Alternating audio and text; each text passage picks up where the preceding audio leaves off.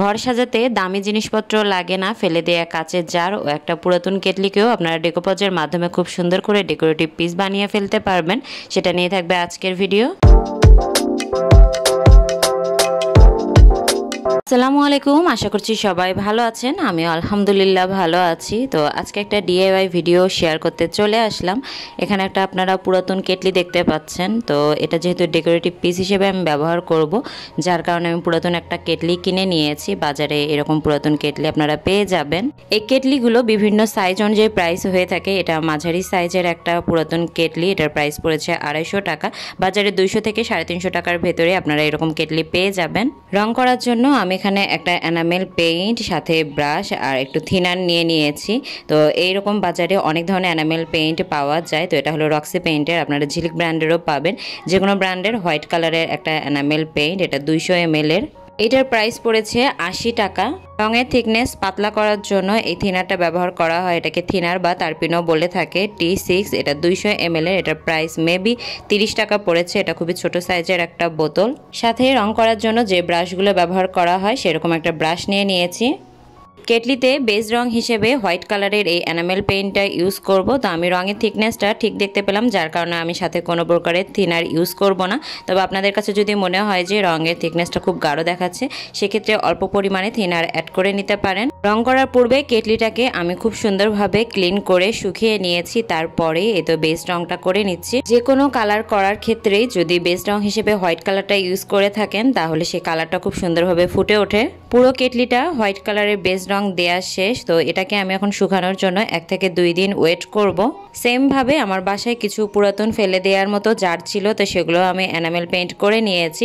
এটা একটা মাশরুমের জার ছিল। আর আপনারা চাইলে এইরকম অনেক কিছুই করতে পারবেন। তো যেমন এটা একটা জেলির বয়াম, এটা একটা কাচের সসের বোতল। তো এটাও সেম ভাবে আমি এনামেল পেইন্ট করব। আপনাদের বাসায় এরকম পুরাতন যে কোনো কাচের জার হোক বা প্লাস্টিকের বোতল হোক, সেগুলো কিন্তু খুব সুন্দর করে ডেকোপজের মাধ্যমে ডেকোরেটিভ পিস বানিয়ে ফেলতে পারেন। তো আমি সবগুলো এনামেল পেইন্ট করে নিয়েছি, আর এগুলো শুকানোর জন্য 1 থেকে 2 দিন ওয়েট করব। ডেকোপজ পেইন্টের জন্য সবসময় মডপজ নামের একটা গ্লো পাওয়া যায়, তো সেটা ইউজ করা হয়ে থাকে। তবে আমি যেহেতু একদমই অল্প খরচে এই ডিআইওয়াইটা করে দেখাবো, যার কারণে আমি এখানে ফেভিকল যে আঠাটা পাওয়া যায় সেটা 1 চামচ নিয়ে নিলাম, আর 1 চামচ পানি নিয়ে নিলাম। ফেভিকল গ্লু আর পানিটা সবসময় 1:1 রেশিওতে অ্যাড করতে হবে। তো আমার দেখতে পাচ্ছেন যে কেটলি বা যা যা আমি হোয়াইট বেস রংটা করেছিলাম, তো সেটা কিন্তু শুকিয়ে গেছে। তো এবার আমি হলো ডেকোপজ যে পেপারটা সেটা খুলে দেখাচ্ছি। এখানে আমি ফুল একটা পেপার ব্যবহার করব। তো এইভাবে 4 ভাঁজ করা থাকে একটা ডেকোপজ পেপার। তো একটা কেটলির জন্য আমি এখানে একটাই পেপার ব্যবহার করব। ডেকোপজ এই পেপারটা এইভাবে 2টা পেজ একসাথে লাগানো থাকে। তো হলে এটা একদমই টিস্যু পেপারের মতো। তো একটা পেজ খুলে নিতে হবে, আর প্রিন্টের যে পেপারটা সেটা লাগিয়ে নিতে হবে। তো সেটা লাগানোর আগে আমি যে গুলো আর পানিটা মিক্স করে রেখেছিলাম সেটা কেটলির গায়ে একটা কোট দিয়ে নিচ্ছি, আর তার উপরে এভাবে ডেকোপজ পেপারটা বসিয়ে দিব। আর এই সময় খুবই সাবধানতার সহিত বসাতে হবে, কারণ যেহেতু নিচে আঠা আছে, তো এটা যদি একবার লেগে যায় সেটা আর তোলা পসিবল হবে না, যার কারণে খুবই সাবধানতার সহিত এটা লাগাতে হবে। ডেকোপজ পেপারটা লাগিয়ে নেওয়ার পর এর উপরে তুলির সাহায্যে আবারও সেম ভাবে সেইগুলোর মিশ্রণটা লাগিয়ে নিতে হবে, এবং খুবই সাবধানতার সহিত লাগাতে হবে যেন এটা দেখতে একদমই মসৃণ লাগে। পুরো কেটলিটাই আমার ডেকোপজ পেপার লাগানো শেষ। তো এইটা শুকানোর জন্য আমি 1 দিন ওয়েট করব। আর কিছু হোয়াইট অংশ আমি রেখেছি, তো সেই হোয়াইট পার্টগুলোতে আমি বেগুনি কালার করে নিব ডেকোপজ পেপারের সাথে কালার মিলিয়ে।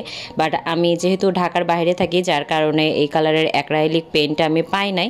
তো আমি এখানে ব্লকের রং ইউজ করছি। তো এইটা কিন্তু দেখতে ক্যামেরাতে ব্লু ব্লু টাইপ লাগছে, বাট এটা ভায়োলেট রং। যদিও আমার ডেকোপজ পেপারের সাথে এটা মেলে নাই, কিন্তু কিছু করা ছিল না। তো আমি কালারটা না পেয়ে এইটা ইউজ করেছি। যেহেতু ব্লকের রং, যার কারণে এটার কালারটা সুন্দরভাবে আসার জন্য 2 থেকে 3 কোট ব্যবহার করতে হবে। হোয়াইট যে অংশগুলো ফাঁকা রেখেছিলাম সব জায়গাতেই আমি সেম ভাবে এই ব্লকের রংটা করে নিচ্ছি। তো এই কালারটাও কিন্তু আমার করা শেষ। আর প্রতিটা কালার করা শেষ হওয়ার পর আপনার এটা শুকানোর জন্য ওয়েট করতে হবে, যতক্ষণ পর্যন্ত না দেখবেন যে হাত দিলে এটা হাতে না লাগছে, ততদিন পর্যন্ত ওয়েট করবেন। সেটা 2 থেকে 3 দিনও হইতে পারে। ব্লকের রংটা শুকাতে আমার 2 থেকে 3 দিনই লেগেছে। তো এই তো যে নবটা আমি ফাঁকা রেখেছি হোয়াইট কালারে, তো সেটাতে আমি এখন ফেব্রিক অ্যাক্রিলিক কালারের যে মেটালিক কালারটা পাওয়া যায় তো সেটা দিয়ে আমি রং করে নিব। এটা আপনারা এক্সট্রাভাবেও কিনতে পারবেন, 30 থেকে 40 টাকা প্রাইস পড়ে। কেটলির হ্যান্ডেলটা যেহেতু আমি পুরোটাই বেগুনি কালার করে নিয়েছিলাম, তো আমার কাছে সেটা দেখতে ভালো লাগছিল না, যার কারণে এই অংশটা আমি মেটালিক গোল্ড কালারটা ইউজ করছি। গোল্ডেন কালারটা ইউজ করার পর আমার কাছে মনে হয়েছে কেটলির সৌন্দর্যটা আরও বেড়ে গিয়েছে। এবার আমি এখানে কিছু লেস ব্যবহার করব, তো গোল্ডেন কালারের সাথে ম্যাচ করে আমি এই টাইপের একটা লেস ব্যবহার করছি। তো যার কারণে যে কেটলির যে মুখটা ছিল মানে ঢাকনাটা, সেইটাতে আমি কিছু আঠা লাগিয়ে নিলাম। তো এই অংশটাতে আমি এবার লেসটাও লাগিয়ে নিচ্ছি।